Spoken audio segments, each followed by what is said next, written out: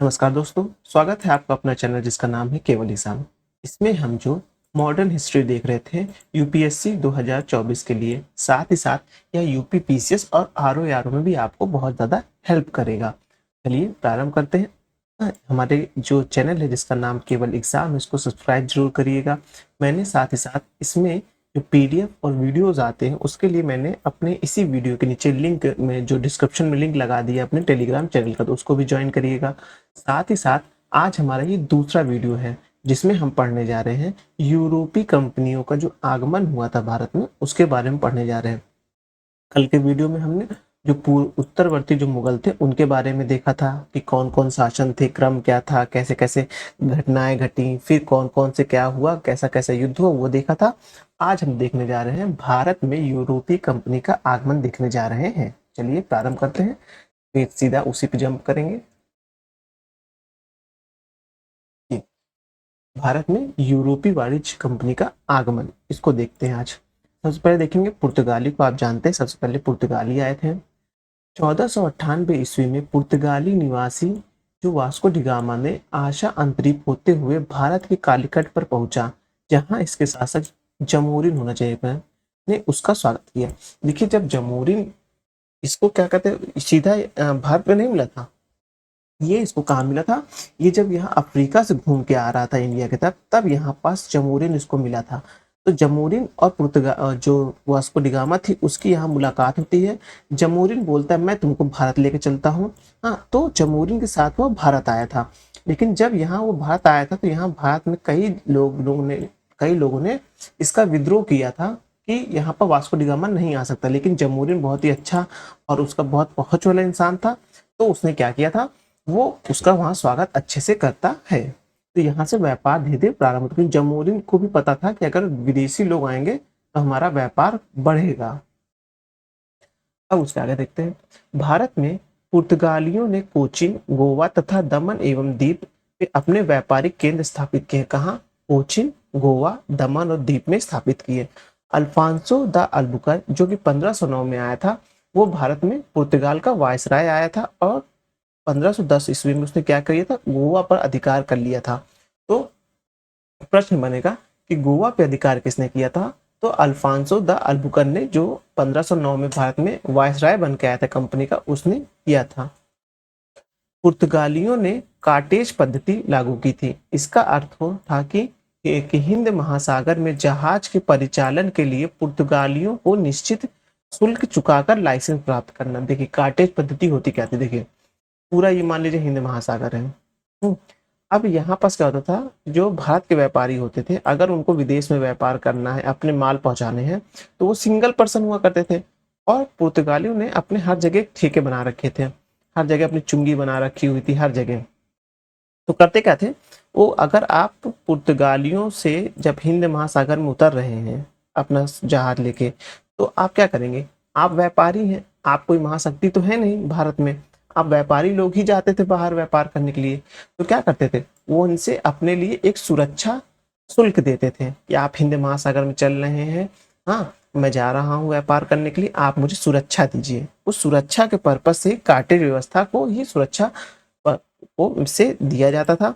अगर यह कार्टेज व्यवस्था नहीं दी जाती थी, तो चूंकि पुर्तगाली बहुत जगह हुआ करते थे, हाँ, तो क्या करते थे, वो जहाजों को डुबा देते थे, वो जहाजों को लूट लिया करते थे, तो यही सब काम करते थे। इसलिए इससे बचने के लिए सब लोग क्या करते थे, कार्टेज पद्धति के तहत उनको एक चुंगी शुल्क चुका कर जो हिंद महासागर में व्यापार आगे करने जाते थे। और इससे होता क्या था, जो पुर्तगाली होते थे वो वहां के जो भी व्यापारी होता था उसको सुरक्षा भी प्रदान करते थे। आप आगे देखते हैं। 16वीं शताब्दी के उत्तरार्ध में उभरते हुए इंग्लैंड, हॉलैंड तथा फ्रांस की व्यापारिक कंपनियों ने विश्व व्यापार पर स्पेन तथा पुर्तगाल के एकाधिकार के खिलाफ संघर्ष छेड़ दिया, जिसमें स्पेन एवं पुर्तगाल की हार हुई। देखिए, इसके हार का मेन कारण ये था कि इनके पास जो थे, जितने भी सैनिक थे, वो ज्यादा अच्छे प्रशिक्षित नहीं थे। इनकी कंपनियां सरकारी हुआ करती थी और साथ ही साथ ये भी देखा गया था कि ये सिर्फ और सिर्फ क्या करते थे, अपने व्यापार से ही जुड़े रहते थे, ये ज्यादा आंतरिक शक्तियों में दखलंदाजी नहीं करते थे। भारत में गोवा, दमन और दीप 1961 तक पुर्तगालियों के अधिकारी मिला। देखिए, सबसे पहले पुर्तगाल भारत में आए थे और सबसे बाद में पुर्तगाली भारत से गए। कब गए? 1961 में गए। अब देखते हैं डच के बारे में। डच डचों ने पश्चिम भारत के सूरत, भड़ोच तथा अहमदाबाद, केरल के कोचीन, मद्रास के नागपट्टनम, आंध्र प्रदेश के मुसीलीपट्टनम, बंगाल के चिंसुरा, पटना, बिहार के पटना तथा उत्तर प्रदेश के आगरा में अपने व्यापारिक केंद्र स्थापित किए हैं।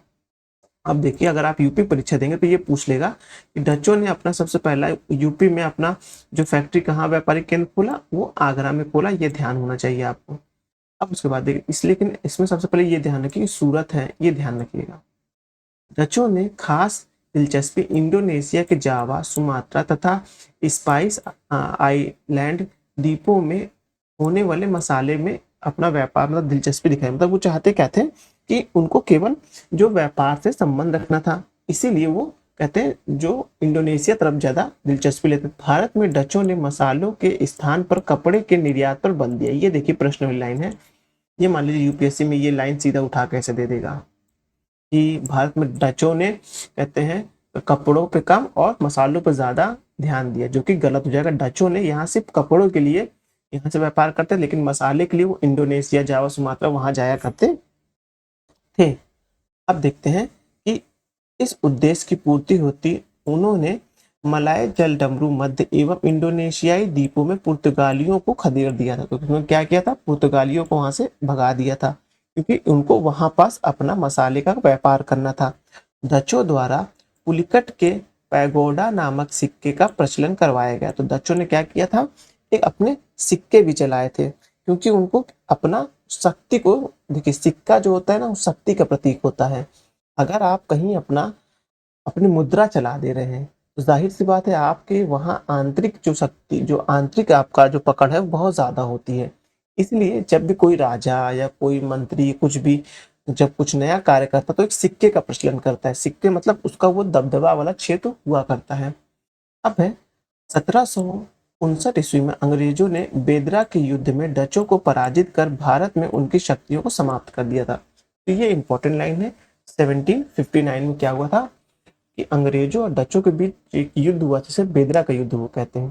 पूछेगा बेदरा का युद्ध किसके बीच हुआ? तो बेदरा का युद्ध जो वो अंग्रेजों और डचों के मध्य हुआ, 1759 में हुआ। और इसमें क्या हुआ? डच पराजित हो गए। यद्यपि भारत में फ्रेंच कंपनी की स्थापना जो हुई थी एक व्यापारिक उद्देश्य को ध्यान में रखकर की गई थी, किंतु 1742 ईस्वी के पश्चात यह कंपनी के व्यापारिक लाभ कमाने की तुलना में राजनीतिक उद्देश्यों की पूर्ति की दिशा में सक्रिय हो गई, जिसके कारण फ्रांसीसियों का अंग्रेजों से टकराव आरंभ हो गया। इन दोनों शक्तियों के बीच लड़े हुए युद्ध को कर्नाटक युद्ध कहते हैं। तो इनको क्या कहते हैं? फ्रेंच कंपनी के युद्ध को कर्नाटक युद्ध में आ जाता है। देखते हैं आप कर्नाटक युद्ध, 3 कर्नाटक युद्ध हुए आपको पता है। ऐसा प्रथम कर्नाटक युद्ध में देखेंगे तो कब हुआ था? वो 1746 से देखेंगे तो 48 के बीच हुआ था। फिर इसमें क्या होता है?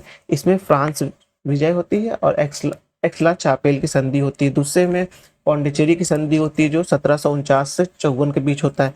फिर उसके बाद 58 से 63 तक चलता है, जिसमें सप्तवर्षीय युद्ध का प्रभाव होता है और पेरिस की संधि होती है। तो ये आपको ध्यान रखना है। उसके आगे देखते हैं।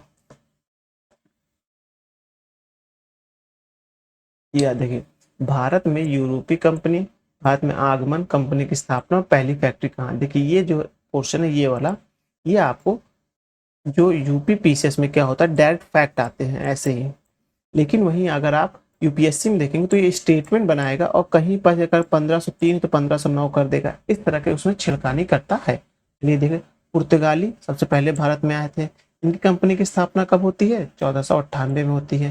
पहली फैक्ट्री भारत में कहाँ खोलते? 1503 कोचीन में खोलते हैं। फिर डच आते हैं, ये दूसरे नंबर पे आते हैं। कब आते हैं? 1602 में आते हैं। और ये कहाँ खोलते हैं? मुसीलीपट्टनम में 1605 में अपनी फैक्ट्री स्थापित करते हैं। फिर अंग्रेज आते हैं, कब आते हैं? 1600 से। और इनकी जो कंपनी की स्थापना होती है वो कब होती है? 1599 में हो जाती है। लेकिन इन्होंने अपना पहला कारखाना कहाँ खोलते हैं? सूरत में खोलते हैं। याद रखिएगा, पहला कारखाना ये सूरत में खोल रहे हैं। फिर डेन आते हैं, वो अपना 1616 में आके त्रमणकोर में अपना जो है अपना वो खोलते हैं, क्या नाम है, पहली फैक्ट्री।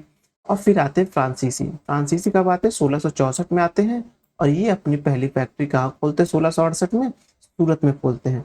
तो अंग्रेज और फ्रांसीसी दोनों ऐसी कंपनी थी जिन्होंने अपनी पहली कंपनी कहाँ को तो फैक्ट्री कहाँ लगाई थी? वो सूरत में लगाई थी। फैक्ट्री मतलब क्या होता था ये जान लीजिए अब। फैक्ट्री मतलब गोदाम होता था, सारे देश से सामान वहाँ कलेक्ट किया जाता था, वहाँ रखा जाता था और वहाँ से विदेश भेजा जाता था, उसी को ही हम फैक्ट्री कहते थे। अब आता है कि अंग्रेजी शासन से संबंधित महत्वपूर्ण घटनाएं देख लेते हैं, कब कब क्या क्या कौन सी घटनाएं हैं। पहले तिथि, व्यक्ति और घटनाएं। जो 31 दिसंबर 2016, सॉरी 2016 का 31 दिसंबर 1600 में क्या हुआ था? महारानी एलिजाबेथ ने ईस्ट इंडिया कंपनी को पूर्व के साथ व्यापार हेतु 15 वर्ष का अधिकार पत्र दिया। कितने वर्ष का? 15 वर्ष का। पूर्व के साथ, पूर्व के साथ सिर्फ भारत ही नहीं था। देखिए मान लीजिए अगर यहाँ ये ब्रिटेन है तो ये इसके राइट साइड को ही पूर्व हो गया, तो पूर्व में सब चाहे तो आप अफगानिस्तान, पाकिस्तान, भारत, श्रीलंका, म्यांमार, किसी के साथ भी आप पूर्व के साथ व्यापार कर सकते हैं। और वो मात्र एक ही कंपनी ब्रिटेन से जाएगी जिसका नाम था ईस्ट इंडिया कंपनी। और वो 15 वर्ष के बाद व्यापार करने के बाद फिर उसका जो ये पट्टा चेंज कर दिया जाएगा। तो इसीलिए यहाँ ये लिखा गया 15 वर्ष का उनको अधिकार दिया जाता है। 15 वर्ष तक उनका एकाधिकार यहाँ बना रहेगा। इस 1608 में क्या होता है? जहांगीर के शासनकाल में हॉकिंस आता है। इसने ईस्ट इंडिया कंपनी द्वारा सूरत में फैक्ट्री स्थापित करने देने की मांग करता है। मतलब वो जहांगीर से कहता है कि हमको सूरत में 1608 में फैक्ट्री खोलती है, और इसे जो मांग करता है वो मिल भी जाता है। फिर आता है 1698 का समय। अजीम उन शान, इसने ईस्ट इंडिया कंपनी को सुतानती, कोलिकाटा, गोविंदपुर एवं जमींदारी प्राप्त कर ली। 1707 में फर्रुखसियर आता है। इसने बंगाल में जो व्यापार होना था उसको शुल्क मुक्त कर दिया था। तो ये फर्रुखसियर का समय तो आपको याद ही होगा, हम लोगों ने जो कल की क्लास हुई थी उसमें देखा था। अब आता है ब्रिटिश फ्रांसीसी संघर्ष आता है, यही मैं बात कर रहा था। देखिए प्रथम कर्नाटक युद्ध कब होता है? वो 1746 से 48 के बीच होता है। कारण क्या होता है? ऑस्ट्रिया का जो उत्तराधिकार होता है वो, मतलब कि वहां युद्ध होता है ब्रिटेन और फ्रांस के बीच, उसका प्रभाव यहाँ भी देखा जाता है। उसे कर्नाटक युद्ध के नाम से जाना जाता है। विजय कौन होता है? फ्रांस होता है। संधि क्या होती है? संधि के रूप में एक्सला शैपेल की संधि होती है जो 1748 में होती है। फिर द्वितीय कर्नाटक युद्ध कब होता है? 1749 से 54 के बीच होता है। कारण क्या होता है?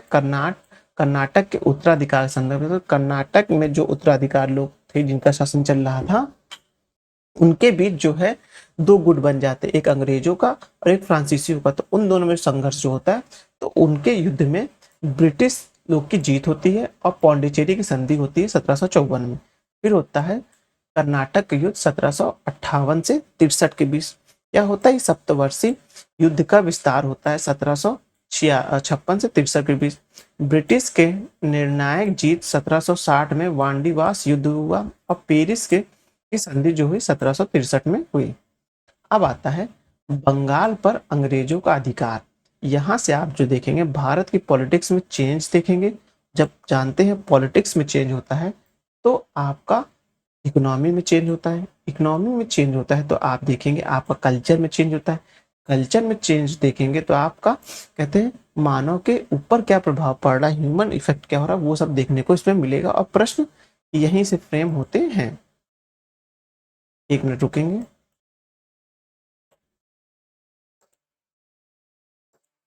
चलिए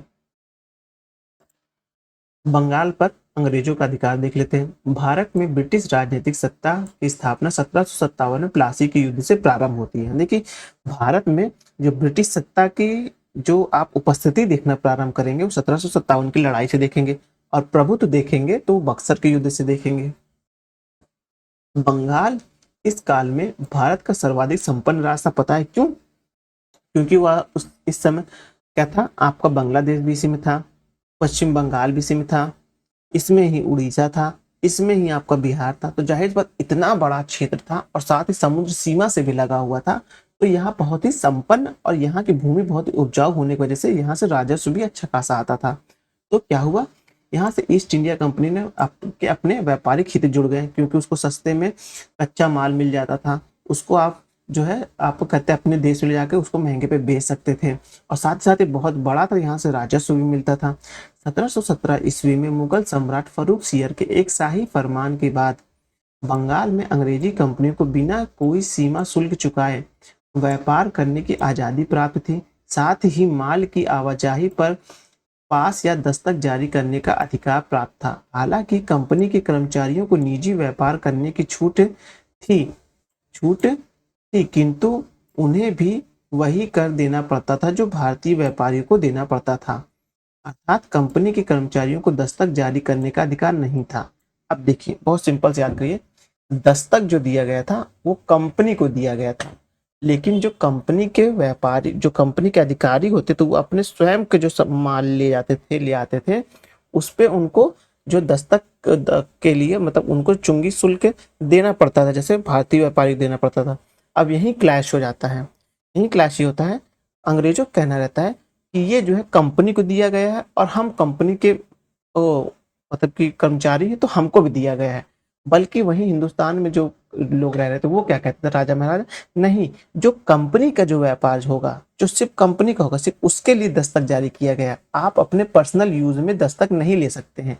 इसी को लेकर संघर्ष चलता है। फर्रुखसियर द्वारा जारी किए गए यह फरमान कंपनी तथा बंगाल के नवाब के बीच झगड़े का मूल कारण बनता है, जो मैं आपको बता रहा था।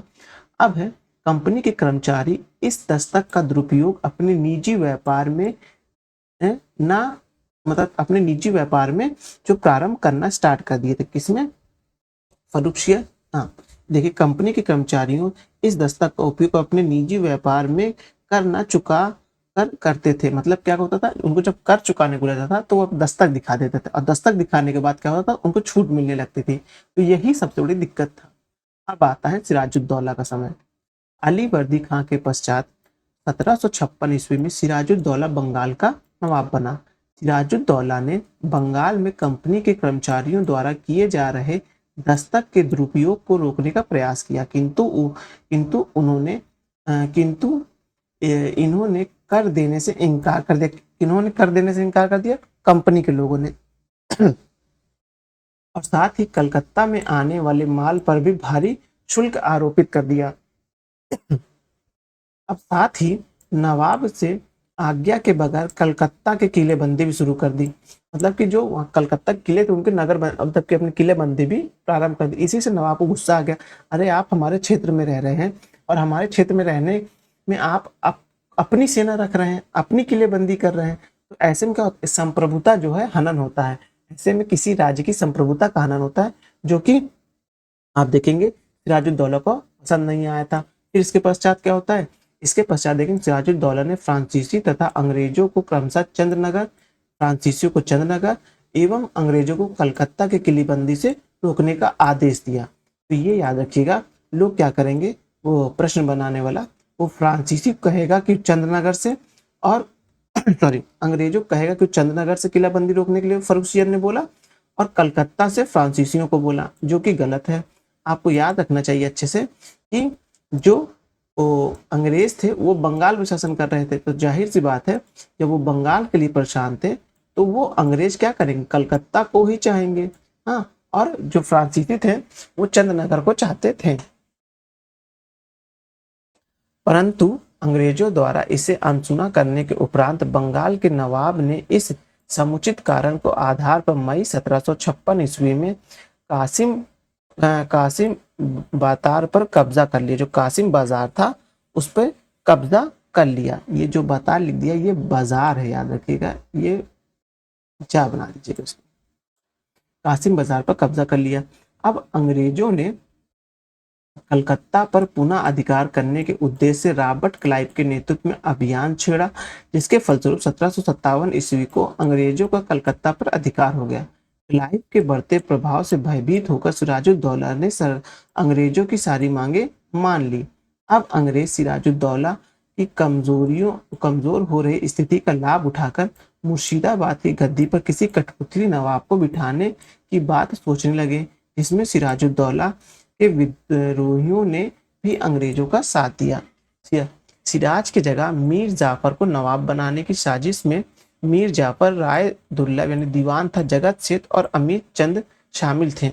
मतलब कि सिराजुद्दौला को हटाने के बाद क्या होता था, उसके तरफ उसका दामाद जो था मीर जाफर, उसको नवाब बनाने की बात हुई, क्योंकि मीर जाफर ने अंग्रेजों से ये वादा किया था कि अगर हम गद्दी बैठेंगे तो हम आपको भारी से भारी जो है लाभ पहुंचाएंगे। तो और उसमें जो लाभ पहुंचाने वाले और कौन कौन लोग आ गए थे, तो उसमें मीर जाफर आ जाता है, राय दुर्लभ आ जाते हैं, जो जगत सेठ और अमीर चंद भी आ जाते हैं।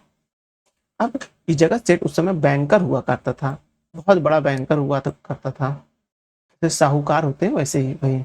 इस तरह नवाब की गद्दी से हटने के उद्देश्य से 23 जून 1757 ईस्वी को बंगाल के मुर्शिदाबाद से 20 मील दूर प्लासी के मैदान में दोनों सेनाएं आपसे सामने हुई।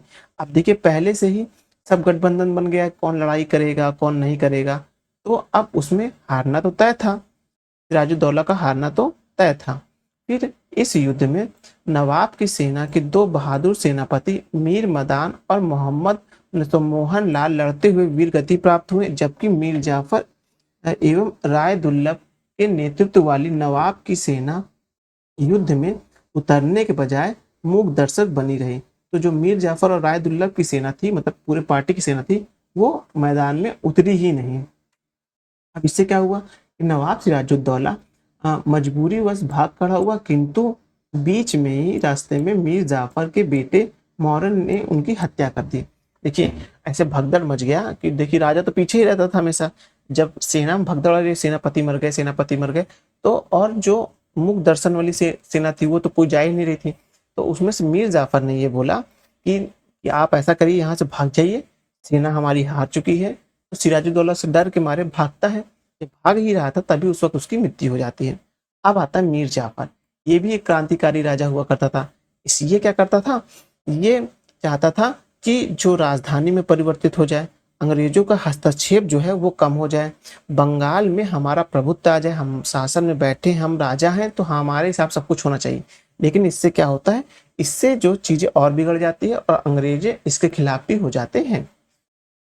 प्लासी के युद्ध में विजय के उपरांत मीर जाफर बंगाल का नवाब नियुक्त होता है।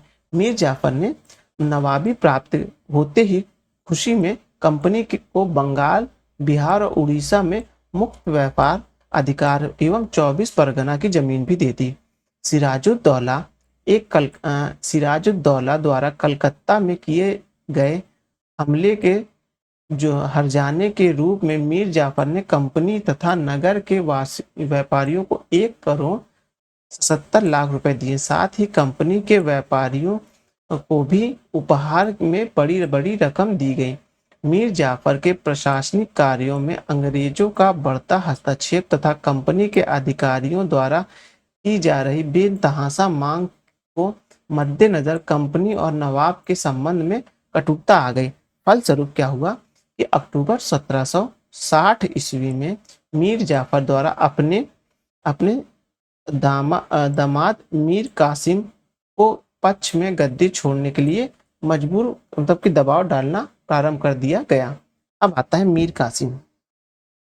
सबसे पहले सिराजुद्दौला आए, फिर मीर जाफर आए, अब मीर कासिम आते हैं, ये भी देख लेते हैं। नवाबी प्राप्त कर होने के उपलक्ष्य में मीर कासिम ने कंपनियों को बर्दमानपुर, मिदनारपुर एवं चटगांव की जमीन दी तथा कंपनी के अधिकारियों के पुरस्कार स्वरूप 29 लाख रुपए दिया। मीर जाफर को जल्द ही समझ में आ गया कि कंपनी असीमित मांगों को पूरा करना संभव नहीं है, इसलिए इसने प्रशासनिक कार्यों में अंग्रेजों के हस्तक्षेप के बीच होने पर अपनी राजधानी मुर्शिदाबाद के स्थान पर मुंगेर में हस्तांतरित कर दी। ये देखिए अब है कि 1717 ईस्वी में मुगल सम्राट द्वारा प्रदत्त व्यापारिक फरमान के दुरुपयोग को देखते हुए आंतरिक व्यापार पर सभी प्रकार के शुल्कों की वसूली को भी बंद कर दिया गया।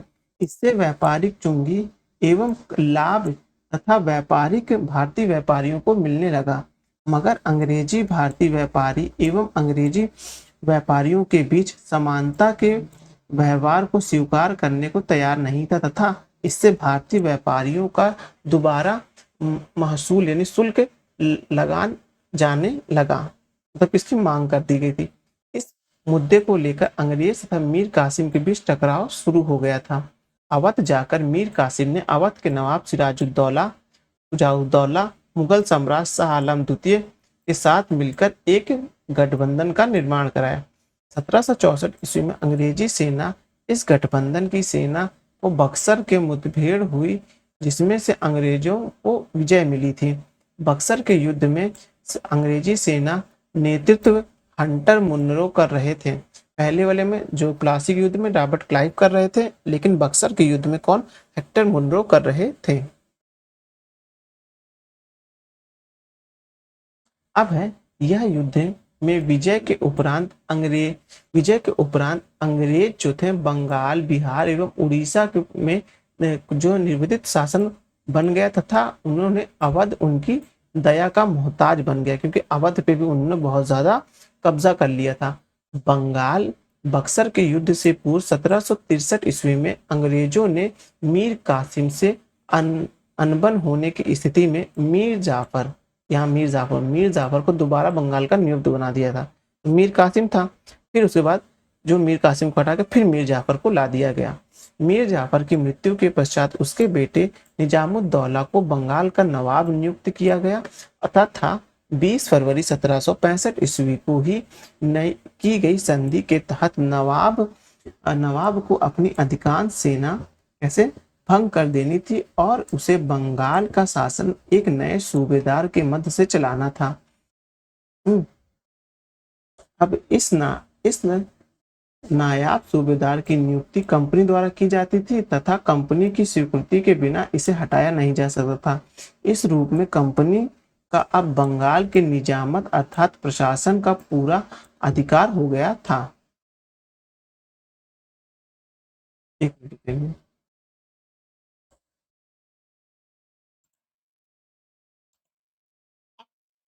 जो क्लाइव ने क्या किया था, मुगल बादशाह शाह आलम द्वितीय के साथ इलाहाबाद की प्रथम संधि 12 अगस्त जो है 1765 को की, जिसके तहत मुगल बादशाह को कंपनी को बंगाल, बिहार और उड़ीसा की दीवानी का अधिकार देना था।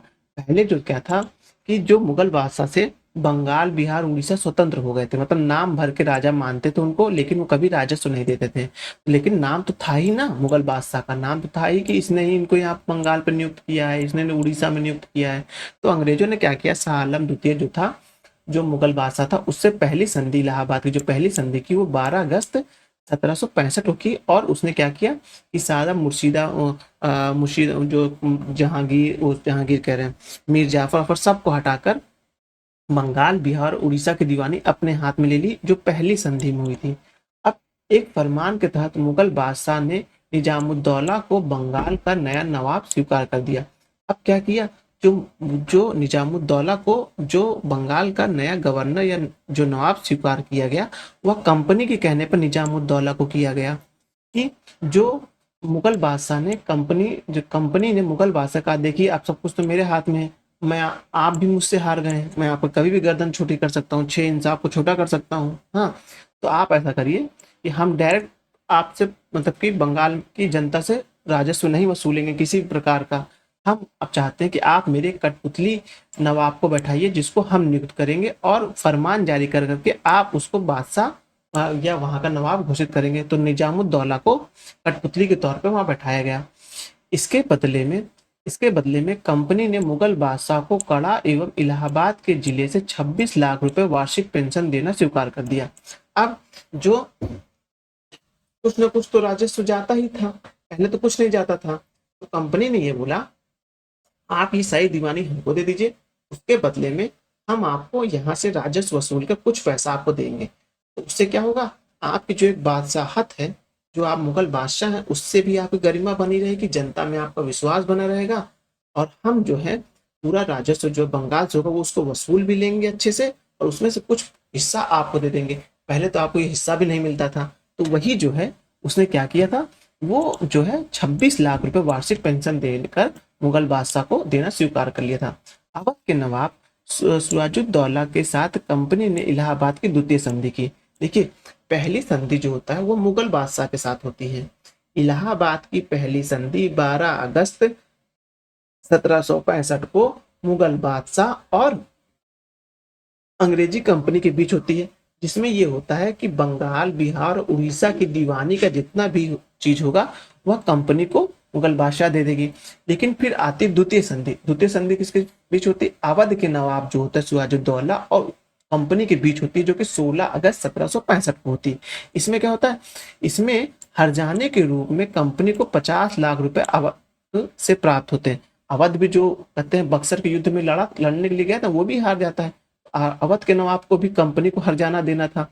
तो कंपनी ने जो अवध के नवाब से कितना हर्जाना लिया? उससे हर्जाना लिया 50 लाख रुपए हर्जाना लिया। उसमें से 26 लाख रुपए उसने क्या किए कि मतलब अवध से लिया और मुगल बादशाह को दे दिया वार्षिक पेंशन के रूप में। ये बात यहाँ से टल जाती है। इस संधि के अनुसार अवध के नवाब बाहरी हमले होने की स्थिति में कंपनी की सेना सहायता करेंगे, बशर्ते नवाब को इसकी सेना का खर्च देना होगा। मतलब जब भी, मतलब कि एक प्रकार से मान लीजिए ये पूरा क्षेत्र अवध का है। हाँ, अब पहले का जब वो बक्सर के युद्ध में हार गए अवध, तो अवध को एक संधि करनी पड़ी, जिसमें से पहला तो वो 50 लाख रुपए हर्जाने के रूप में कंपनी को दिया।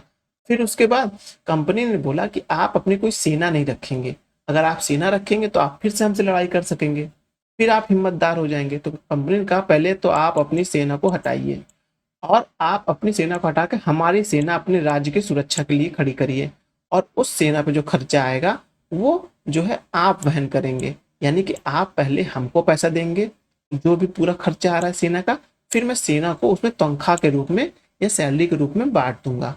हाँ, लेकिन आपको रखनी पड़ेगी हमारी ही सेना। यही यहाँ बताना चाह रहा है।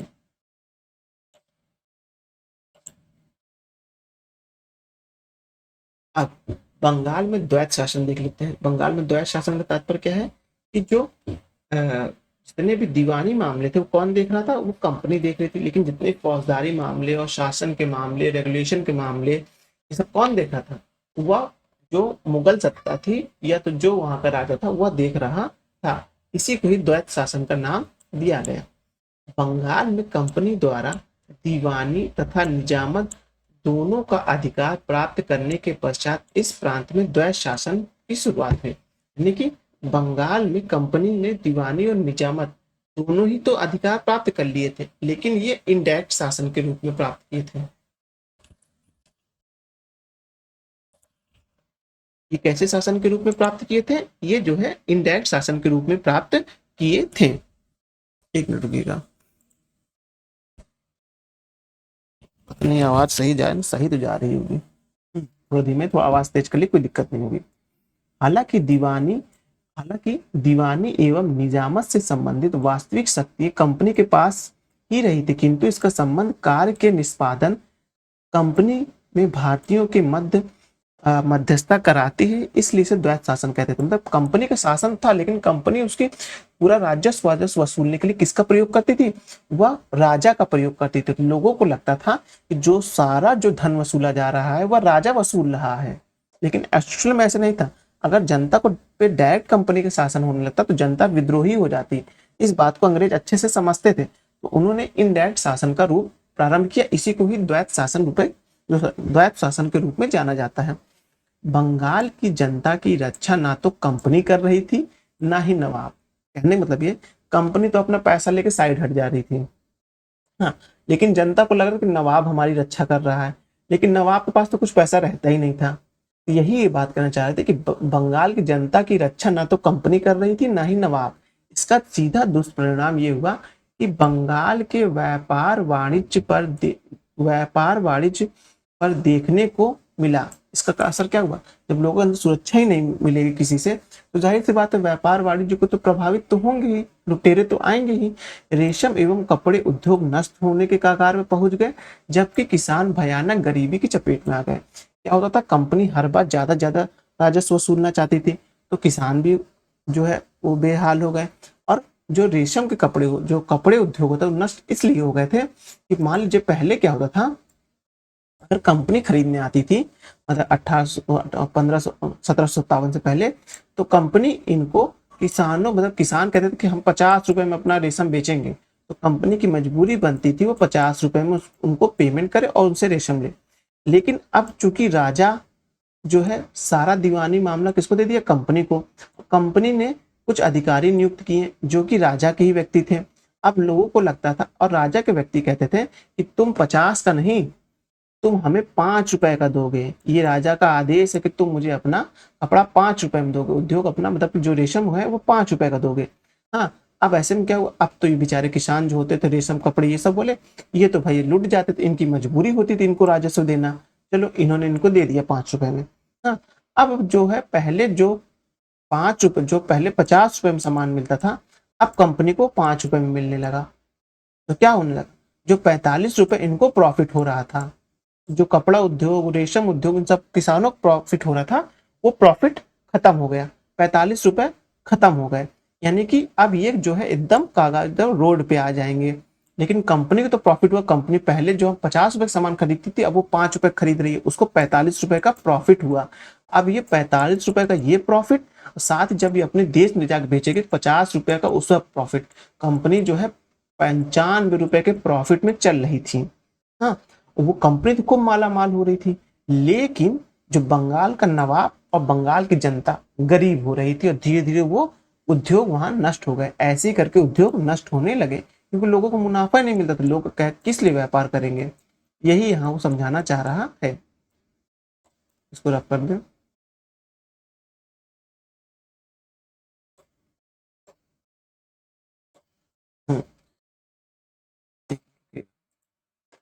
मार्क कर दूं, ये घर जो उद्योग जब सब नष्ट होने लगे थे, दूसरी तरफ क्या होता है, दूसरी तरफ कंपनी के अधिकारी बंगाल से अपार संपदा दोनों हाथों से बटोर रहे थे। यही मैं बता रहा था कि इधर तो 45 रुपए प्रॉफिट उधर हो गया और उधर जाकर जो 50 रुपए प्रॉफिट हो रहा था अपने देश में बेचने तो वो तो हो ही रहा था, वही दोनों हाथ से वो धन बटोर रहे थे। इसी कार्यक्रम में 1770 ईस्वी में बंगाल में भयानक अकाल पड़ा जिसमें लाखों लोग जो है वो मारे गए। कल के मतलब कि मारे गए मतलब उस समय मारे गए। जब पहले क्या होता था, जब लोग अपना राजस्व सरकार को जमा करते थे तो सरकार कुछ एक्स्ट्रा बफर बना के अपने पास रखती, जब अकाल वकाल पड़ता था तो राज्य से जनता को राहत मिलती थी। ये देखिए, जब वो शासन देखेंगे क्या नाम है, फिरोज शाह तुगलक का, तो उसने इस तरह की व्यवस्था बना के रखी हुई थी। हाँ, सबने रखी थी क्योंकि सबको डायरेक्ट राजस्व मिल रहा था। लेकिन अब तो जो बंगाल का नवाब साथ ही साथ जो मुगल बादशाह था उसको तो ऐसा कुछ मिल नहीं रहा था। तो जब अकाल आया 1770 ईस्वी में तो कंपनी तो पैसा लेके रफू चक्कर हो गई थी, लेकिन क्या करें, जो जनता थी उसको इसका भुगतना पड़ा और साथ ही साथ जो जो लोगों की निष्ठा थी राजा में वो भी धीरे धीरे खत्म हो गई। तो अब हम लोग कल जो देखेंगे वह देखेंगे भारत में अंग्रेजों की आर्थिक नीति क्या थी, ये देखेंगे। यहाँ से तो प्रश्न हर बार बनता है, ये पूरे टॉपिक से आपको यूपीएससी यूपीपीसीएस आर कोई भी एग्जाम उठा लेंगे, अगर मॉडर्न इंडिया से प्रश्न बन रहा है तो एक प्रश्न यहाँ से जरूर बनता है। तो इसको कल हम बहुत ही ध्यान से देखेंगे।